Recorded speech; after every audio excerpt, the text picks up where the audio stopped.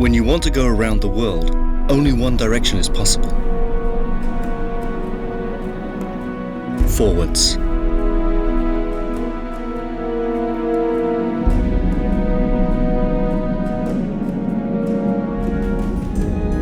This is the same road which saw us leave Spain 2 years ago. A single route which so far has covered 56,000 miles. But this time, after 2 years travelling, the road is going to take us back home.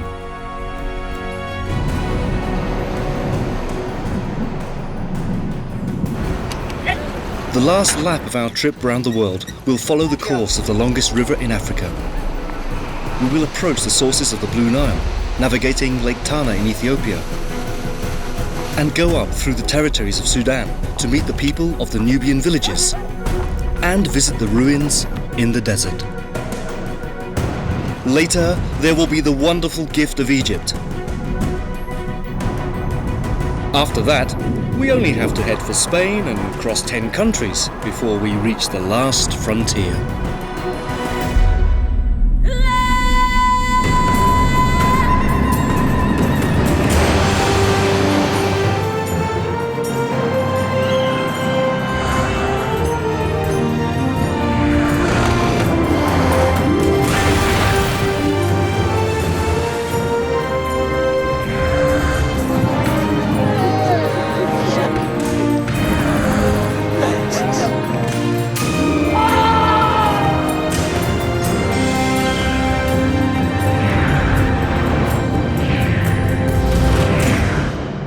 Episode 13. Following the Course of the Nile. Many months ago, we left the Northern Hemisphere, and now in Kenya, we crossed the line of the equator again. So this is the exactly point between the north and south hemisphere. This is exactly the line. My cameraman is in the south, I am in the north. Yes. And can you prove it? Yes, I'm going to prove it by this experiment. Okay. This We way. have to move. Yeah, let's go. When you let the water drain, you put the indicators. Okay. And then they show you the rotation. This is horario. English is clockwise. You see the spirals. Ah, yeah, the spire is here. Here. They're rotating, yeah. So our car is now in the south hemisphere, right? Yeah, the car is on the southern hemisphere. Let's go there. Good. Okay. This is enough, right? Yeah, 10 this meters is to the other side. 20 meters southern hemisphere where the car is starting. And Let's do it. yeah, let's put it on the center In the where middle, the right? hole is going. Ah, yeah. And the rotation is counterclockwise rotation. amazing. Yeah, so on the line of equator, we find no rotation because all the forces converge. I at want the to line see of it too. equator. So let's go to the line. middle. So here, just here. Yeah. Let's see what happened with the rotation. Nothing happens here on the line. You try to force it. No rotation. And the water drains straight down. No spirals. No spirals at all. You prove it. Yeah, so thank you very much. Thank you. Yeah, Amazing, huh? for your attention. Well, I'm going to the south hemisphere to take the car, and I'm going to the north. Thank you very All right. much. We haven't got sat-nav, but we are clearly going north. Anyone who wants to cross Kenya by land needs an armed escort. Bandits are rife in the northern regions of the country, and military protection is mandatory for travellers.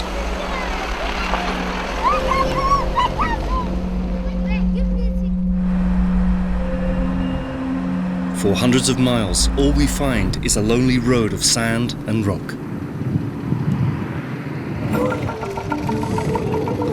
In the town of Moyale, the atmosphere is very different. By now, we have seen a lot of frontier towns, and they are all notable for their crowds, the markets, the travellers, and excruciating bureaucracy. They are places on the way, mixing beliefs and cultures, people whose lives are changing, and lives that are left behind on the other side of the border. For us, Ethiopia is waiting on the other side. With 85 million inhabitants, Ethiopia is the third most populous country in Africa after Nigeria and Egypt.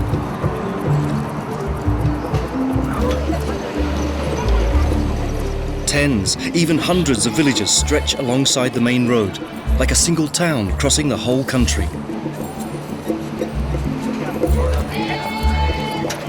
We will have to drive extra carefully for the next 600 miles.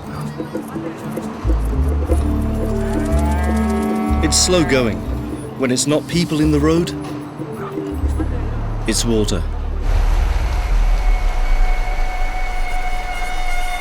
A river has flooded, and we have only two options. Wait to see if the water level goes down, or go ahead over flooded ground in the middle of the night.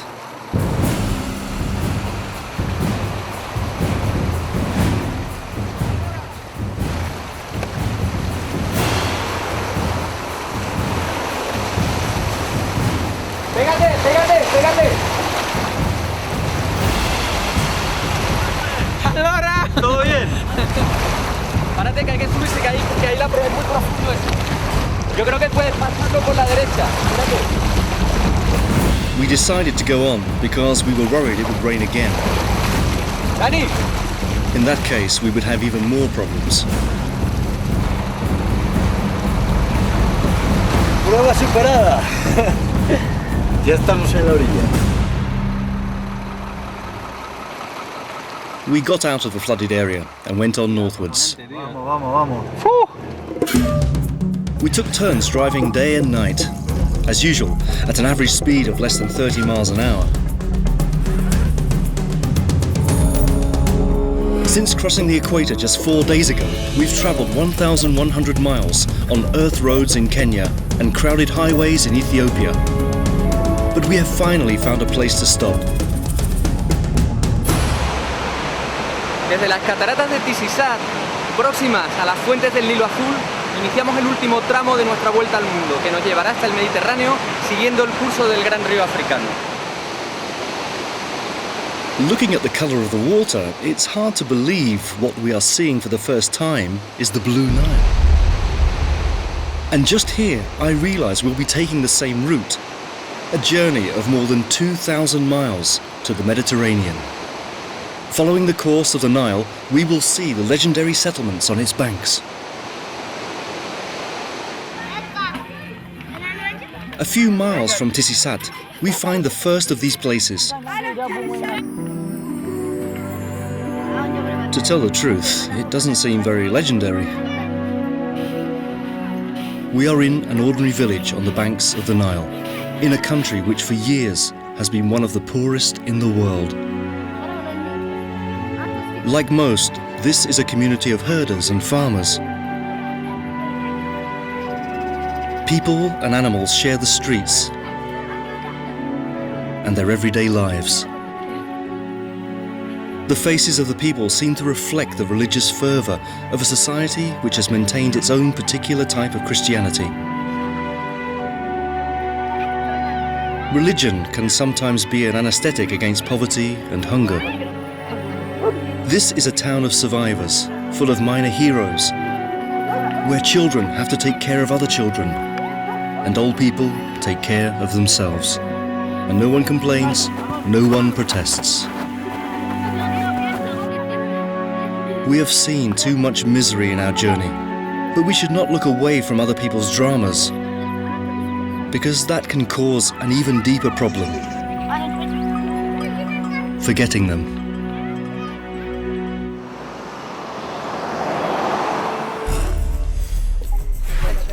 This village is 20 miles from the legendary Lake Tana. Some consider it to be the source of the Blue Nile, although technically the river begins a few miles south.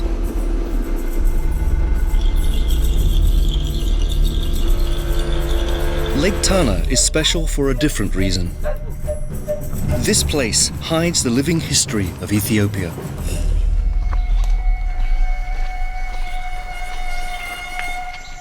We must follow the monks who live on the lake islands to reach the sacred temples. And we soon see, between the trees, the monastery of Ura Kidane Meret.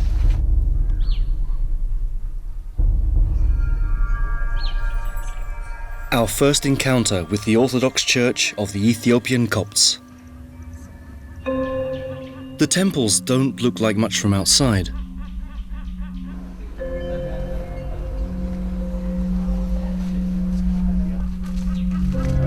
They have a simple circular wooden structure and wattle and daub walls which have stoically resisted the passing of the centuries.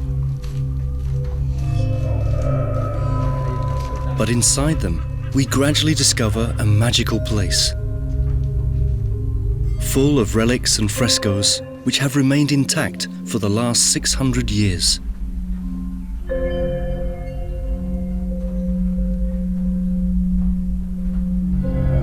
The monks are beginning to adapt to tourism, but women are still not allowed into certain ceremonies.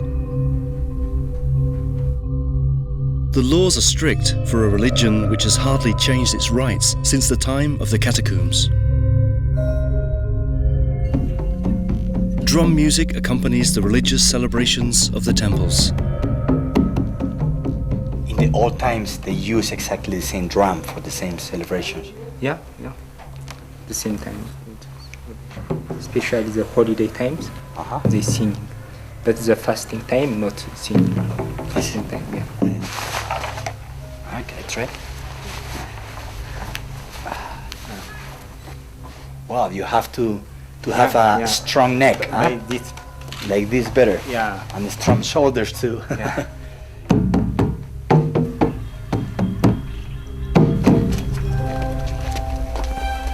In each temple, we feel like we are entering a mysterious place full of secrets.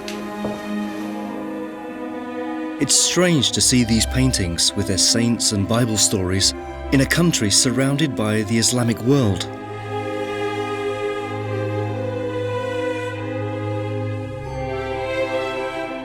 But Ethiopia has kept its Christian doctrine in its oldest and purest form. In fact, the cross as a symbol of Christian identity began with the first Copts.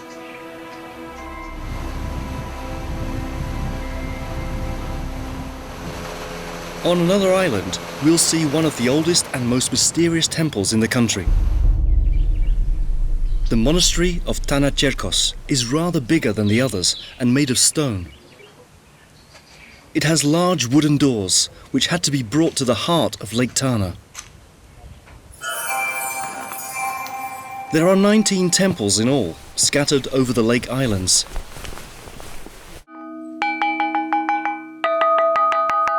But the monks have never felt cut off. 2, 3 things, 2 dangers, the works and prayers. So you can talk with the other monastery and call all the monks. Yes, all of these monks. Very near Tanacherkos, we find a surprising place. Through this door, we will discover treasures from the history of the emperors of Ethiopia. Transmission different informations because all indicators ancient Ethiopian civilized places. From 12th century up to 18th century Ethiopia reached civilized periods that indicates by these crosses. This donated this to put from here to monastery memory. This is made from bronze, internal parting of skin. But these are pure silver. They also show us some illuminated Bibles on horse skin, which the monks tell us are from the 14th century. They are objects of incalculable value, and it's hard not to feel like a treasure-hunting archaeologist here. A widespread theory holds that for 800 years, somewhere in Tanacherkos, the Ark of the Covenant itself was hidden.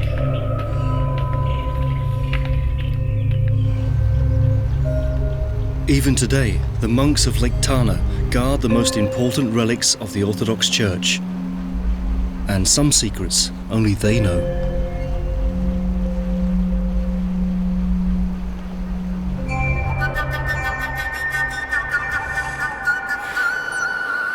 North of Lake Tana, we reach the city of Gondar. But it's one thing to get here, and another to get through the streets.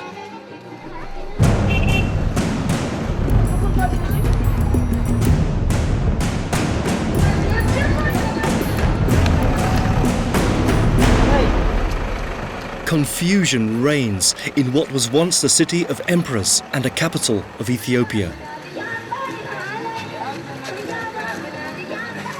In the 17th century, 60,000 people lived in Gondar, making it the second largest city on earth.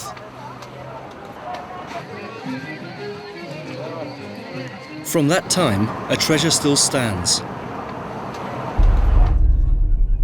The citadel of Fasil Gebi.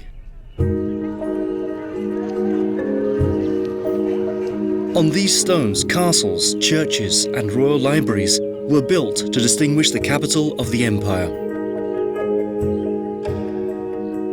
Ethiopia is the only African country never to have been colonized, except for the brief Italian occupation in the Second World War. But its rulers imported foreign influences of every kind. Approaching the castle of Fasilides, we find its style is hard to define. Its base is Arabic with European Baroque influences and the addition of the techniques of Indian architects. It's easiest to say the Gondar Palace complex is in the Gondar style.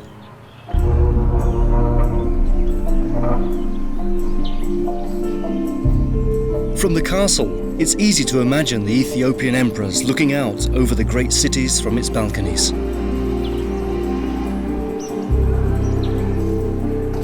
Today, the only people on the balconies are newlyweds and the occasional traveller trying to absorb this culture with 1,000 faces. Beyond these walls, there is another world, especially in the temples. Before they go in, the faithful knock their heads on the door as a sign of respect. Then, men and women go into the church separately. We are told that many young men come to the city to train as Orthodox priests.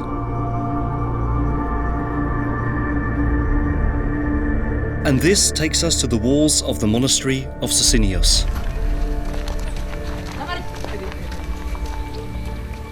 Our attention is drawn here by the shantytown, which has sprung up outside the site. This is the home of the students who want to be monks. Yes. Are you students? Yes. Yes. What are you studying?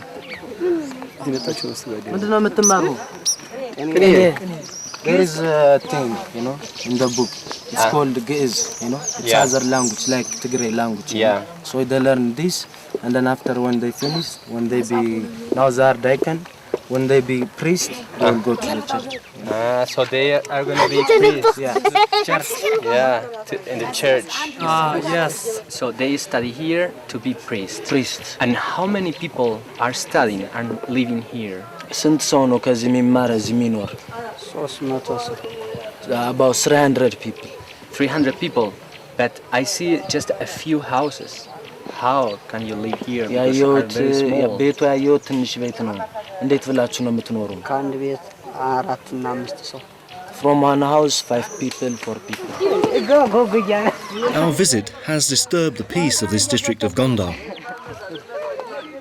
The future monks are keen to pose for the camera while they read their books in Amharic. They all seem delighted by our visit and even invite us into one of their homes. I see that you have a modern radio here. And also, what is this for in religion? ይሄ ቤታችን ነው ማለት ነው። አንዳንድ እንዳይቆሽብ ብሎ እንደሱ አንዳንድ ወንድም ሲመጣ ከተማ ማለት ነው። የሰጠን የቤት ውበት የሚል ነው እንጂ ሌላ ነገር ሳይሆን Okay, it's about decoration. to decorate his house. When people come from the town and from cities, just he wants them to enjoy by looking up on it. Then it's for me, not for him. Yes, that's why. Tell him that he's gonna be a good priest. Yes. Most of the students will have to spend many months in these shacks before they become priests. Later, others will come. This remote district of the city of Gondar, north of Lake Tana, represents the future of the Orthodox Church in Ethiopia.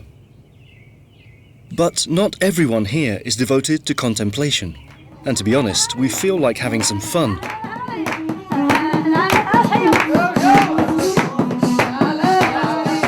Gondar nightlife offers two things: beer and traditional dances.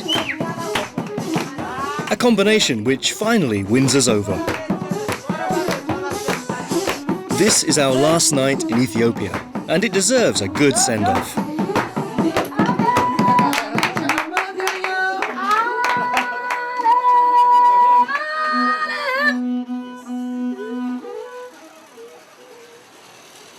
The next morning, we drive to the city of Metema.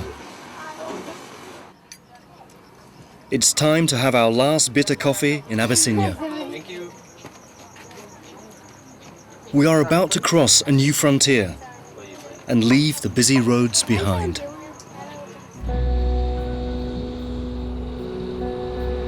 A different landscape awaits us on the other side. A culture totally opposite to Ethiopia's. Another disconcerting country. No one is left on the roads crossing the desert of Sudan. For many miles, all we see are some camels.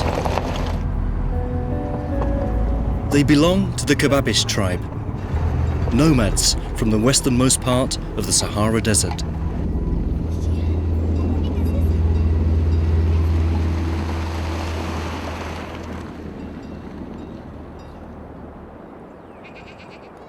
On the road, we meet some families who live isolated from the rest of the world.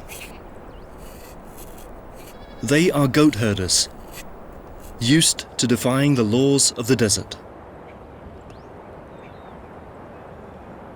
Here, they take their time doing things when they get a break from the sun.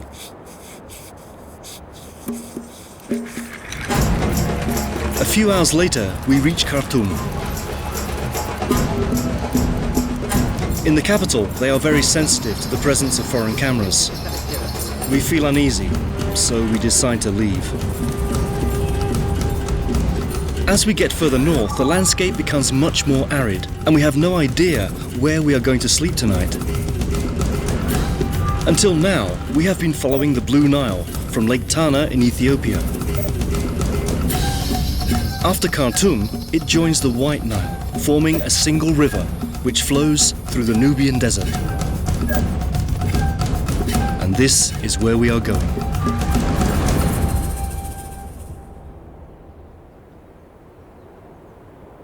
We spent the night outdoors in a place which is hard to categorize. Dan and Jose Luis make the most of their sleep. Any place will do for resting after a long journey. Soon, when the sun comes up, it will be impossible to sleep. So the day starts at dawn. Hard as that is for some of us.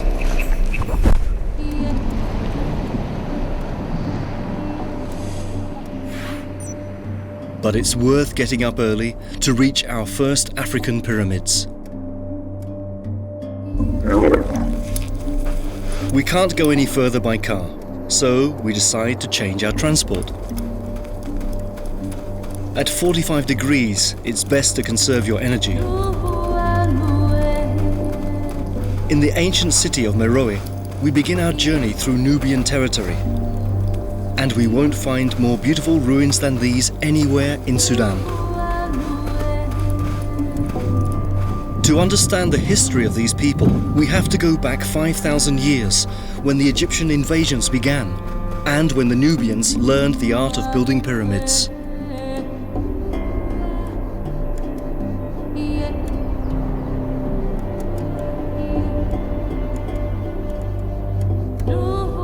In the 4th century BC, Meroe became the capital of Nubia, which the Egyptians called the Kingdom of Kush.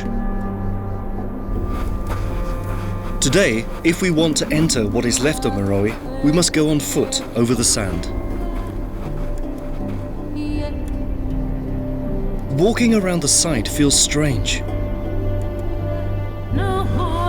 There is no one else here. Not a single tourist.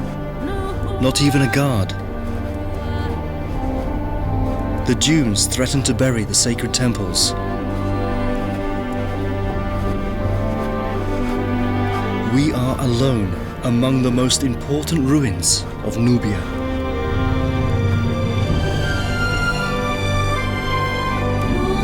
At moments like these, it's best to lose yourself a little. Walk quietly among the stones raised 2,400 years ago and look at the inscriptions left by generation after generation of desert dwellers. El interior de las pirámides están llenos de jeroglíficos y también de relieves como este, que es el barco de los muertos, en el que el faraón va hacia el mundo de los muertos, y en la borda de la barca hay una inscripción de un viajero de casi hace 200 años. The pyramids of Egypt have eclipsed those of Sudan, but anyone who goes to Meroe will discover that the Nubian temples of the ancient kingdom of Kush still stand among the dunes.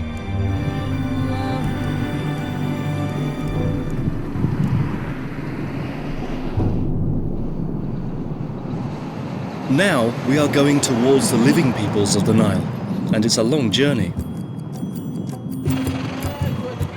To go on our way, we must cross the river. But since Khartoum, we haven't seen a single bridge. So the only option is to take the car on a boat. At first sight, this system is not reassuring.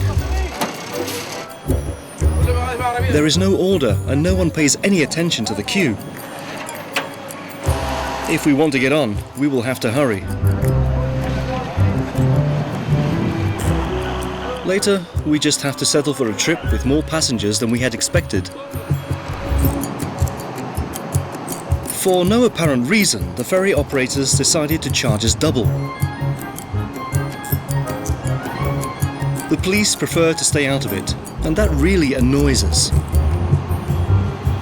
It's not very prudent to argue with a rather large Sudanese man who has your car on his ferry. But what can you do? These situations are all part of the journey.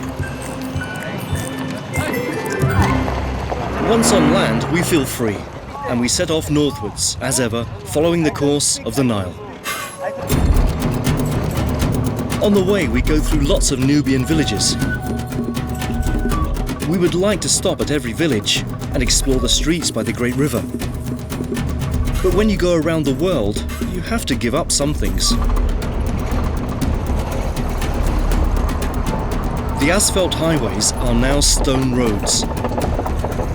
Some paths lead to dead ends, and we have to backtrack constantly. We have covered about 600 miles since leaving Khartoum, and it's getting more and more difficult to find somewhere to sleep. The car has often served as a hotel. In any case, none of us minds much if dawn finds us in one of the many Nubian villages along the road.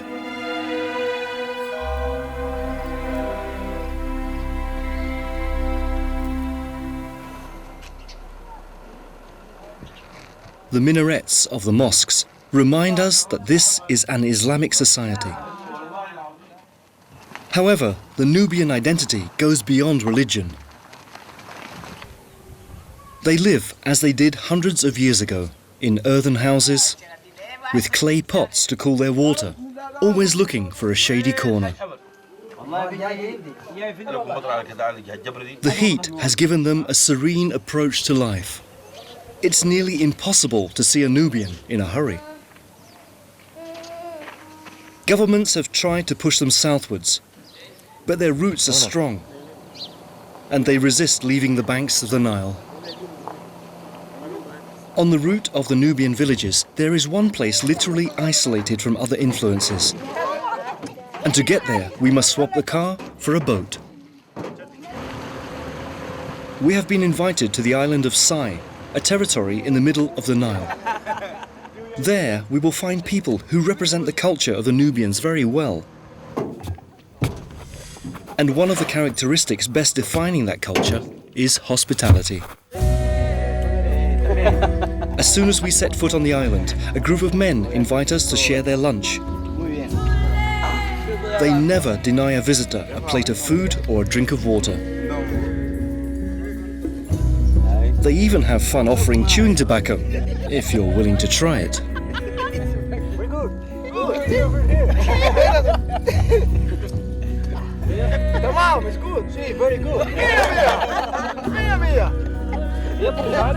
We are surrounded by 100-year-old buildings. Once again, we have the feeling we have landed in a place where nothing changes over time. Well, almost nothing.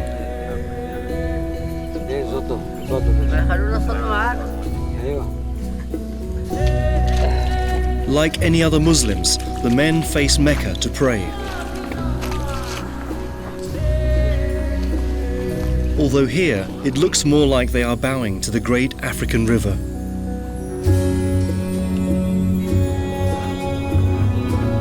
Ahmed has invited us to his home, and we accept gladly. Unlike other Nubian villages, here there are no whitewashed houses or cheerful colours. Everything is the colour of earth. We are in an especially rural area of the Upper Nile, south of the mountains of Bat El Aghar. And this is a key point in the history of the Nubians, as it marks the limit of Egypt's expansion. This means that the island was never conquered.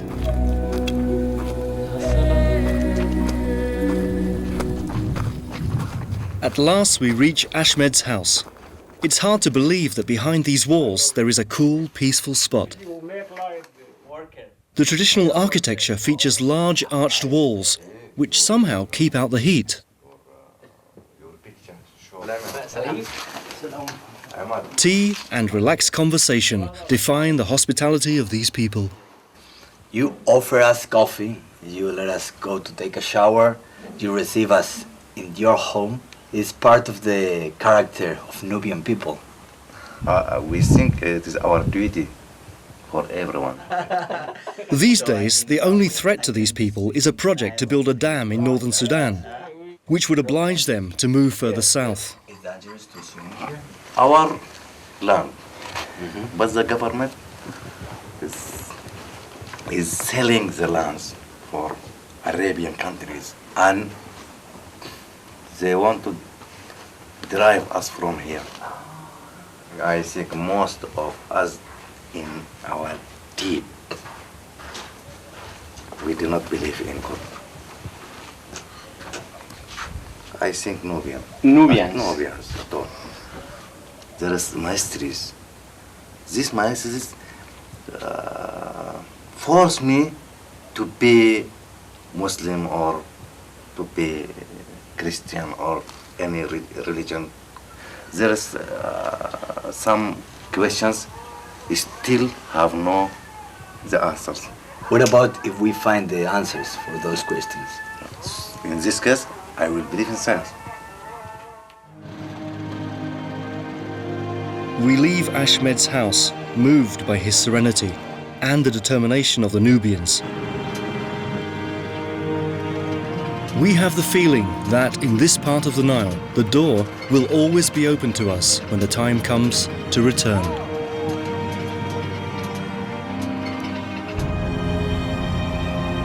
The route through Sudan ends 120 miles further north. From the city of Wadi Halfa, we can't go on by land. Only when the sun sets do the fishing boats come out.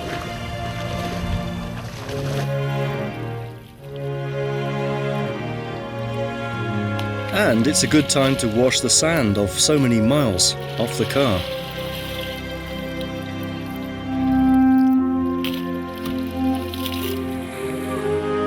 The The Nile can be the best ally against the heat of the desert.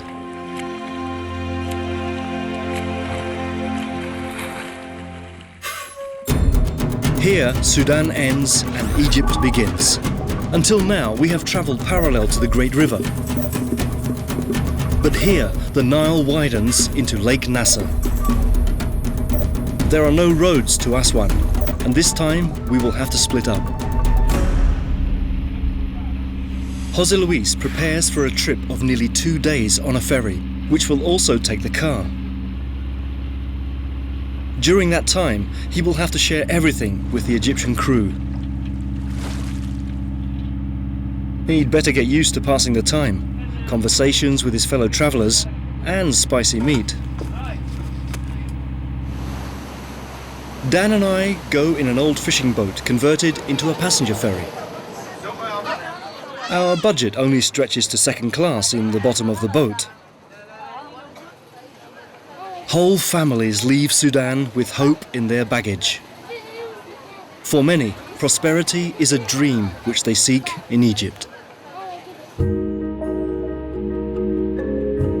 The group accompanying Jose Luis must find the direction of Mecca while they travel.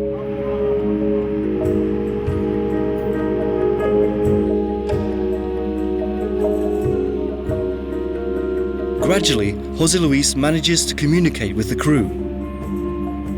We have already seen that Muslims are extremely sociable and hospitable. Lake Nasser was formed by the construction of the Aswan Dam, a project created by the Egyptians to avoid the river flooding which ruined the crops. However, much of the Nubian culture has been submerged forever. As for us, we are fed up with the bottom floor and have gone up on deck to get a little air. When you travel with 500 others, it isn't hard to make friends. Bueno, es una locura, va a durar 17 horas y después de eso por fin pisaremos tierra firme. Pero suéltame el pelo, hombre. No te entiendo nada. Es un problema el idioma. You come from Sudan and you go to Sweden.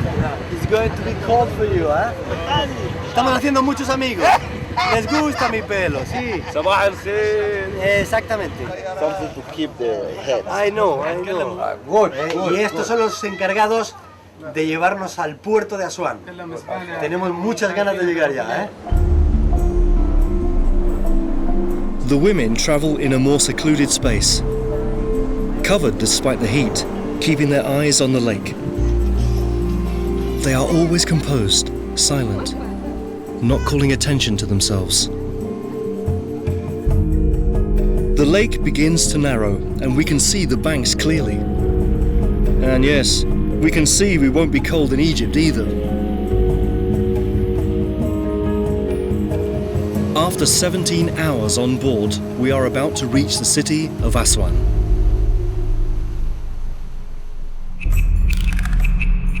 Meanwhile, Jose Luis's boat has already moored. It's time to start the car, and we will soon be reunited on the streets of Aswan. Egypt is not at all like the Nubian part of Sudan. The large ferries of the port are the clearest sign of tourism in the city. Aswan can be reached by road, has a wide range of hotels, and travellers have no problem finding a cyber cafe. It is the modernised version of the Nubian territory. The markets are large and well lit, and not as chaotic as other African commerce. Here you can see Egyptian culture everywhere.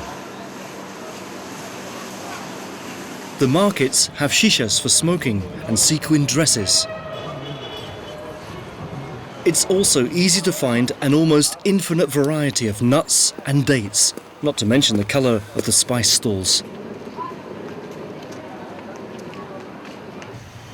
The Mosque of Aswan is visible from everywhere in the city. Its minarets show that Islam has cancelled out the traditions of Nubia almost completely. Almost, but not entirely. as there is a place which maintains the spirit of the first Nubians who lived here.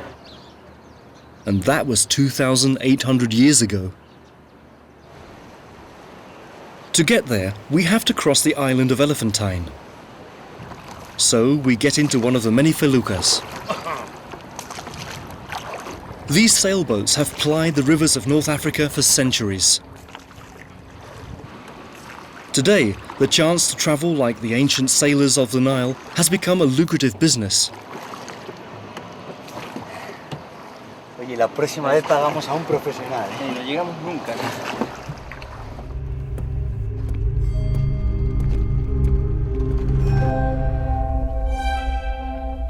On the other side, there is more reality. It's happened to me before in the villages of Sudan. Every time I get out the camera in a Nubian village, I have the impression I am filming a place from another era.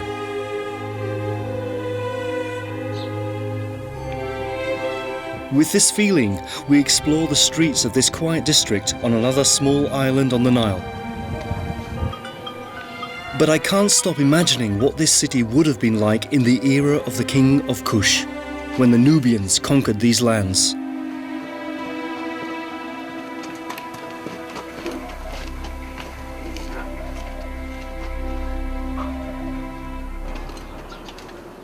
We have found a tea shop with views over the river, and there's no better place to shelter from the heat. It is full of souvenirs and has curious decor. Maybe this is artificial atmosphere for trapping tourists, but now we don't care. We just want to stop the clock for a while and relax. Oso, anímate. And while we're here, I'll let the camera do the work. I need a break too. In Egypt, foreigners can't travel independently. To cross the country, we have to join a convoy to ensure our safety. So we have to follow the caravan of vehicles to the city of Luxor. But you don't have enough time. Through the window, we can already see two things. The carriages show this is a tourist town. And the columns of the Temple of Luxor give us a first clue as to why. Soon after, we reach the ruins of Karnak.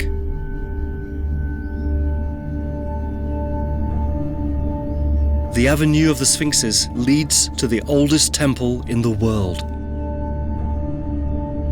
I don't know which is more impressive, its age or its grandeur.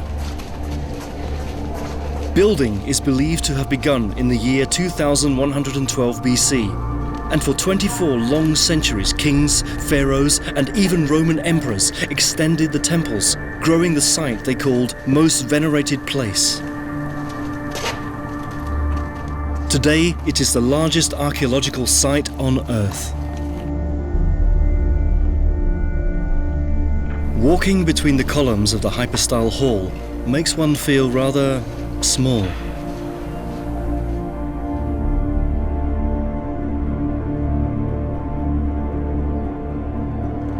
The obelisks symbolize the rays of the sun, in homage to the god Ra, and so they point to the sky. We still don't know the method for carving them in one solid piece, and how they were transported from Aswan. Anyone who visits Karnak wonders again and again, how on earth did they do it? What we do know is we've missed the convoy. Our only option is to leave the course of the Nile and avoid the checkpoints. This means driving about 120 miles to the Red Sea, another 300 to Suez, and then another 100 miles to reach the capital of Egypt. We knew the journey would be a long one. But finally, we reach Cairo. 20 million people live in the largest city in Africa. It lies on the delta of the Nile, the river we saw begin in Ethiopia, and which we have followed for 2,500 miles. And this river now brings us to the last traces of Egyptian civilization.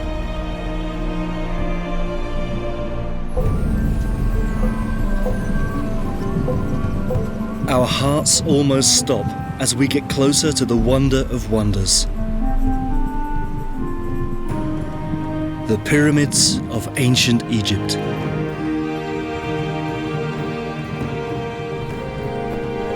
Walking among the tombs of the pharaohs is an overpowering experience. We are looking at the most daring project ever undertaken by humans. 2,300,000 blocks of stone were used to build the Pyramid of Cheops, each weighing 2 tons. The Sphinx has been guarding humanity's greatest graveyard for more than 4,500 years. The profiles of Cheops, Chephren and Mykerinos rise above the palm trees of Giza, reminding us that there was a civilization which still dazzles the modern world. But for us, they represent something more. No podíamos abandonar Egipto sin acercarnos a las grandes maravillas de la antigüedad. A los pies de la gran pirámide de Keops despedimos nuestro tramo por el Nilo. Y de hecho, tras 2 años recorriendo el mundo, creo que ha llegado el momento de volver a casa. This is the last moment of calm. Our definitive farewell to the Nile route. From here, we start the final lap of our trip around the world. We still have to go through 9 countries around the Mediterranean before we reach Spain. But now we won't stop. In just a day, we cross the Sinai Peninsula and the desert to the city of Neiba, where long queues are waiting for this last embarkation. We cross the Red Sea by ferry and return to the continent of Asia. There's no let-up. We have to go through Jordan and drive some 300 miles through Syria before crossing the Turkish frontier. From there, we go northwest to the city of Istanbul, with its 1,000 needles pointing skyward. And this means that after many months, we're back in Europe. Beyond the Bosphorus, when we cross the next frontier, we will have left Islamic territory. From here, we can only go on westwards. In just 4 days, we have left behind Africa. We've crossed the Asian part of the Mediterranean. And we've reached Istanbul. We press on without stopping in the city of Sofia.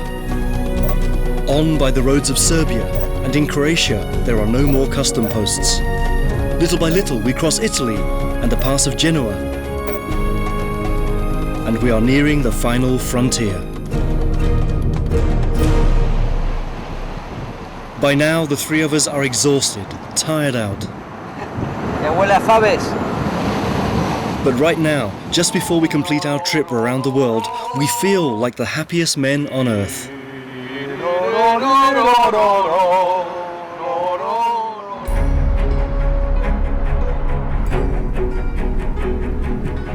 We've covered 63,510 miles in 760 days of travel.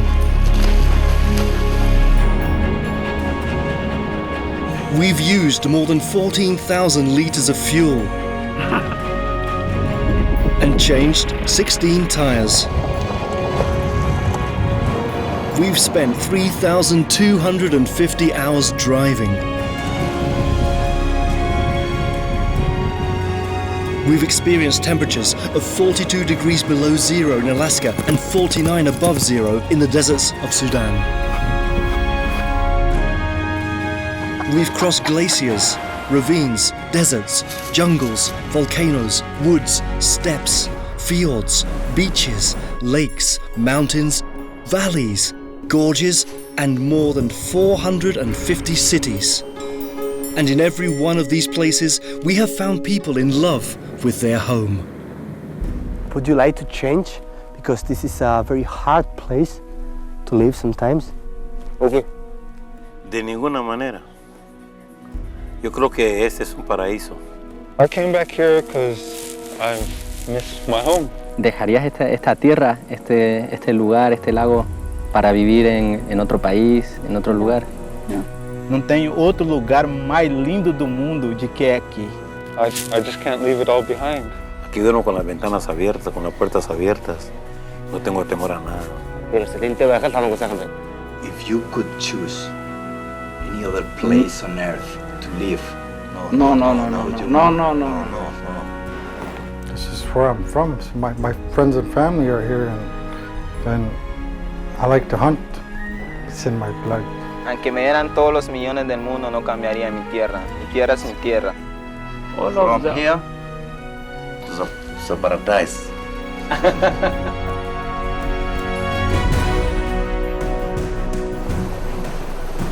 The three of us carry baggage full of landscapes and moments, but most of all, full of names.